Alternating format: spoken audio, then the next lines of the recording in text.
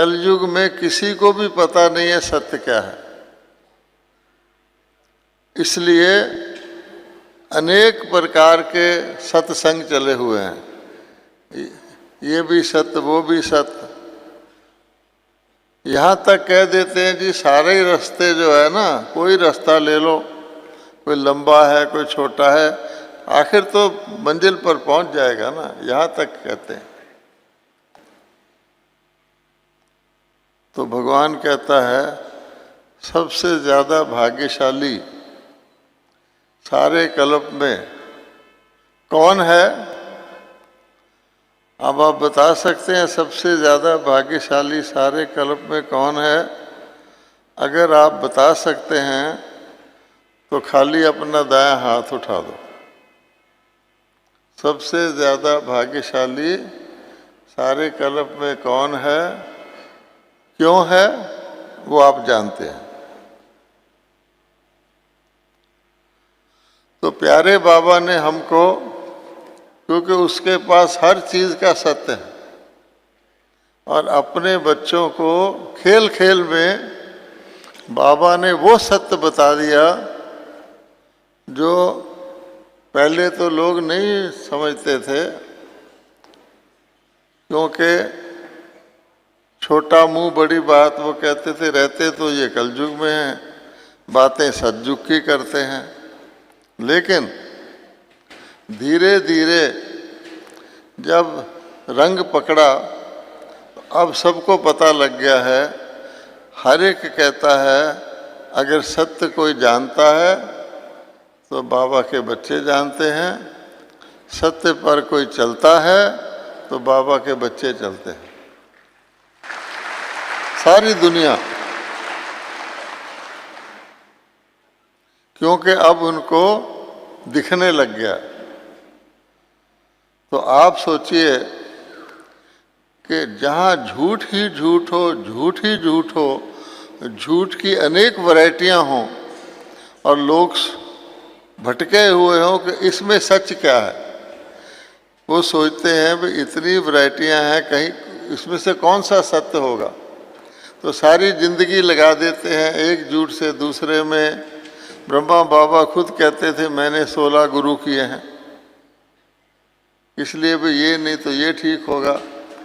जैसे भारत की सरकार बदलती रहती है, आज एक है वो फिर कहते हैं दूसरी कर लो शायद ये सुख दे दे, फिर तीसरी कर लो ये सुख दे दे।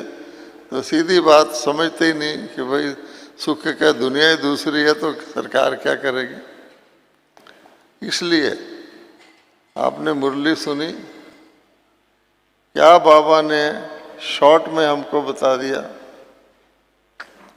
कि लोक ही अलग है, सुख का लोक अलग, शांति का लोक अलग, दुख का लोक अलग। तो जब है ही दुख का लोक तो दुख होता है झूठ से, तो यहाँ सत्य कहाँ से आया? लोग अपना नाम चाहे कुछ भी रख लें, कई लोगों ने अपना नाम सत्यदेव रखा हुआ होगा, सत्यपाल सिंह है, लेकिन सत्य कहाँ है? जहाँ सच होता है वहाँ नाम रखने की जरूरत नहीं होती। अब सतयुग में कोई सत्य नाम रखेगा? वहाँ तो है ही। यहाँ नहीं है तो सत्य नाम जिक्र करेंगे। तो बाबा कहते हैं सबसे बड़ी शक्ति अगर कोई है जिससे कोई हिला नहीं सकता, सत्य के लिए क्या प्रसिद्ध है? क्या प्रसिद्ध है? तो कि धोखा ना हो जाए, सत्य के लिए प्रसिद्ध है सच की नाव डोल सकती है, डोलेगी भी, झूठ की दुनिया वाले हिलाने की कोशिश करेंगे, लेकिन ये पक्का है कि सत्य की नाव डोलेगी लेकिन डूबेगी नहीं, और झूठ की नाव वो डूब ही जाएगी, जिसको बेड़ा गर्क कहते हैं। तो आज की दुनिया का बेड़ा क्या है? गर्क। इसलिए बाबा कहते हैं कि सत्य की नैया में ही आत्मा बैठ गई तो पार हो जाएगी। कितने भी तूफान आ जाए, कितनी आंधी आ जाए, और उसका सबूत हमारा ब्रह्मा बाबा है। ऐसे नहीं जवानी कह दिया। किसी ने देखना हो कि सत्य की नाव कैसे पार होती है तो ब्रह्मा बाबा को ही देख ले। ब्रह्मा बाबा को भी शिव बाबा ने कलयुग से प्रवेश करके संगम युगी बना दिया। हम सबको भी ऐसे ही किया। और एक ब्रह्मा बाबा ने एक ही बात पक्की कर ली कि शिव बाबा ने कहा है तुम्हें सतयुग बनाना है। कोई साधन नहीं, कोई कुछ नहीं, सारी दुनिया ऑपोजिशन में, रिश्तेदार क्या सब जो सम्मान देने वाले थे वो निरादर कर रहे हैं। हम सब का भी कभी ना कभी निरादर हुआ है। बाबा कहता है कलंकी धारनी बनोगे तो कलगी धारनी बनोगे। निरादर होना जरूरी है, क्योंकि अगर वो निरादर नहीं करेंगे तो हमारा मोह नहीं टूटेगा।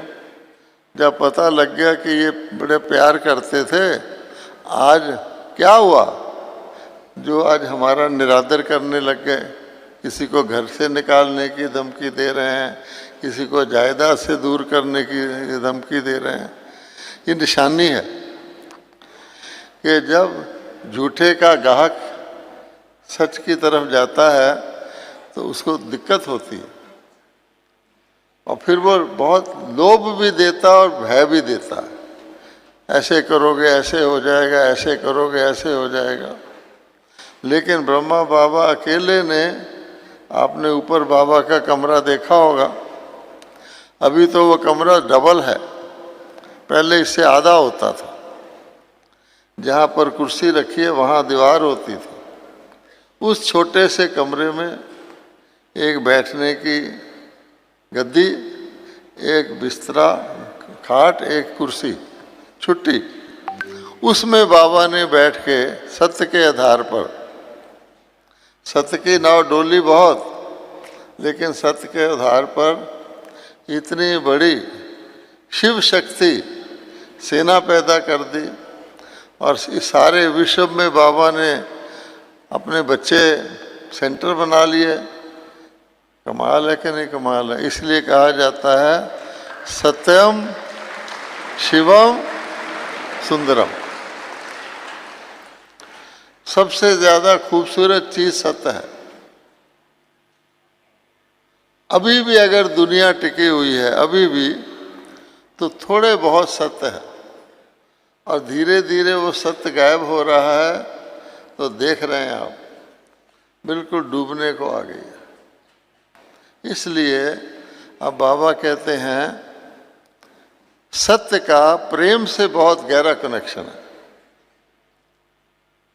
दुनिया के अंदर वैसे तो जिसको मूल्य कहते हैं, जीवन मूल्य कहते हैं, मानवीय मूल्य कहते हैं, वैल्यूज कहते हैं, बहुत गिनती करा सकते हैं आप। लेकिन अगर आप सभी मूल्यों को सार में ले आए तो दो मूल्य हैं सबसे बढ़िया। एक है सत्य और दूसरा है प्रेम। बस खत्म। जैसे स्कूल में भी लिखा होता है, जैसे लिखा होता है गॉड इज लव, परमात्मा प्रेम का सागर है, प्रेम स्वरूप है। ये भी लिखा होता है लव इज गॉड, कि प्रेम ऐसी शक्ति है जो भगवान के बराबर है। लेकिन एक बात नोट करने की है, वो क्या है, ये दोनों चीजों के साथ रूहानी लगाना है, आत्मिक लगाना है। आत्मिक सत्य और आत्मिक प्रेम। अगर गलती से आत्मिक हटा दिया फिर क्या होगा आपको पता है?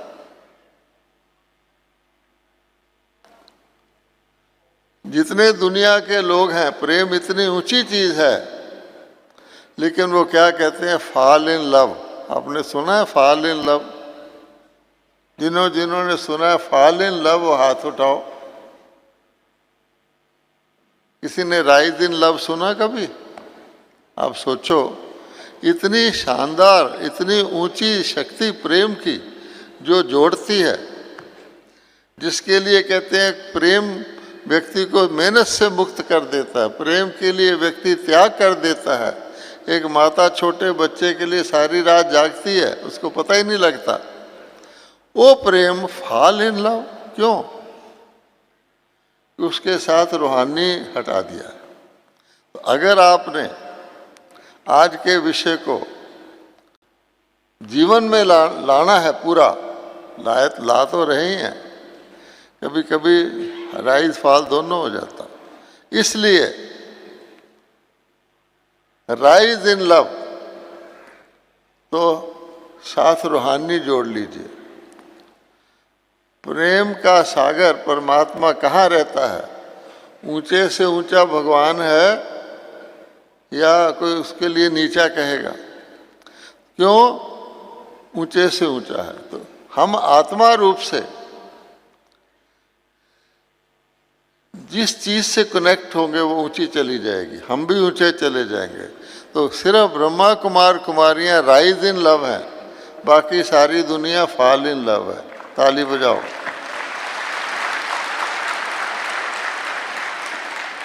और राइज इन लव में मजा ही मजा है, उसमें कभी आपको दुख नहीं होगा, बिछोड़े का भी दुख नहीं होगा, वहां बिछोड़ा होता ही नहीं।